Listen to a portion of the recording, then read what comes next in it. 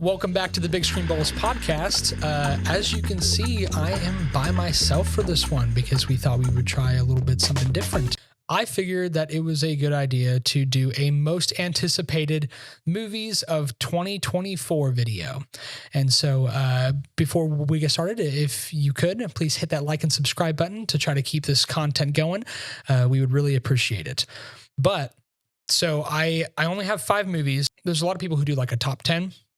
I'm just going to do a top 5. I'm going to keep it short and simple because there's some movies that I think I want to talk about.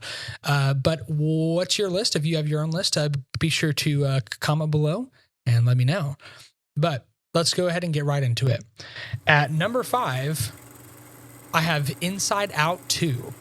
The first movie is really good, and I was actually a little shocked to have a Disney movie on here or a Pixar movie on here. But the first movie is really good, and it's very sweet and very wholesome, very, for the most part, pretty family friendly. It was very interesting to see all the emotions inside of people's heads. But now to build on that, it starts to introduce new emotions as Riley gets older. And I think that's going to be so fun because we all know the teenage years are some of the craziest years that we all have. And I'm really excited to see what they actually do with it, especially when they have new emotions like anxiety and boredom and embarrassment. And I think that that's such a fun concept. And I don't know where it peaks out. I guess we'll see after this movie. But it did make my list because the first one is just really good. But yeah, so that's my number 5. And coming in at number 4 is going to be Kung Fu Panda 4. So I love the Kung Fu Panda movies. Anyone who knows me, I'm a big Dreamworks guy. And the first 3 Kung Fu Panda movies are great. I love all 3 of them. They all are a little different, but they all have their own merit, their own place in the story. And I was a little skeptical when I heard that a 4th one was coming out because it's kind of about, I'm from what I see in the trailers, about Po kind of moving on from that dragon warrior type role to more of a spiritual leader.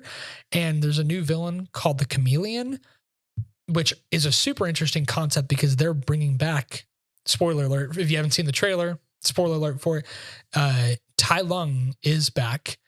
And I'm so excited to see Ian McShane back in the saddle, voicing this character that's so iconic from the first movie.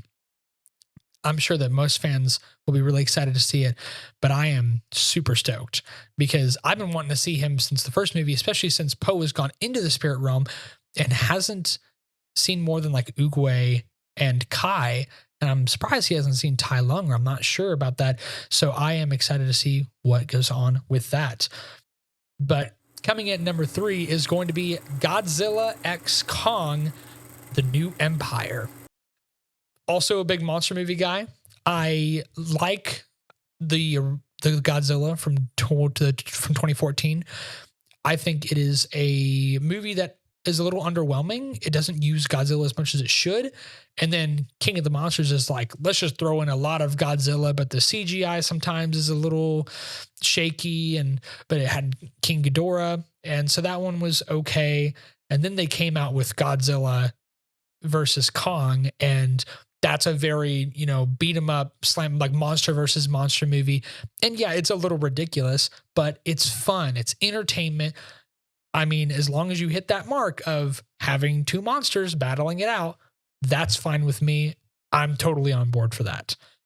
They have a new villain named Scar, or the Scar King, and he looks extremely intimidating.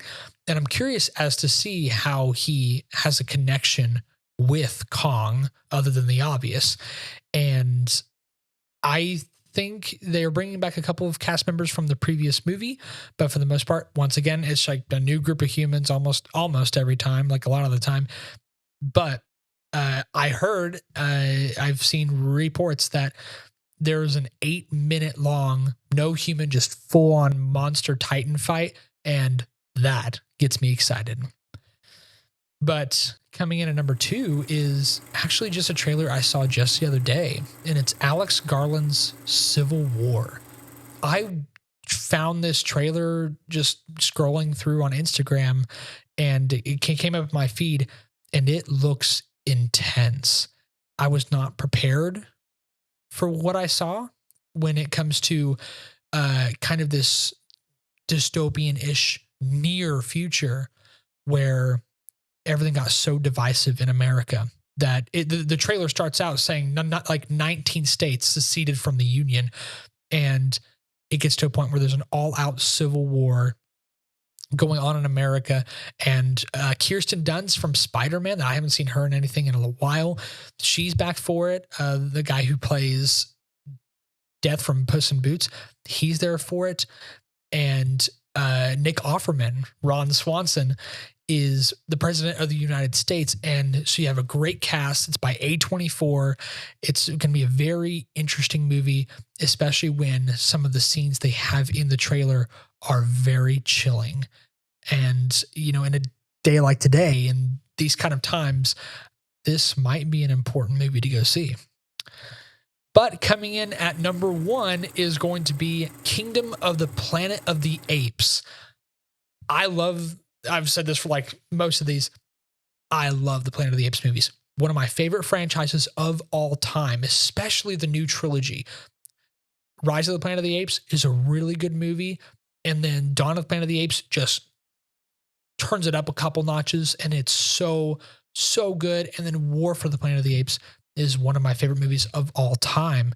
And so finally seeing another one, I was wondering if we were ever going to get another one, but when they released the trailer, it looked very interesting because they're going with Caesar's son Cornelius, and we're going to follow him and his journey of this world that has evolved to a place where now like all the humans are being subjugated, and everything looks different. Everything's like overgrown, overrun, and I think that there's a lot of potential for this movie, but it also is the one that makes me the most nervous out of any of these, because the first 3 movies are so good, and this is such a beloved franchise that without Caesar, because Caesar was such a draw-in point for the audience, without Caesar, I'm not sure how Cornelius is going to carry this movie on his own, but I'm still more than excited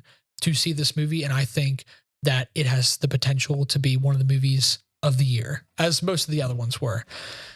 So I hope you enjoyed my top 5, and I hope you all have a good rest of your day. And as always, have a good one.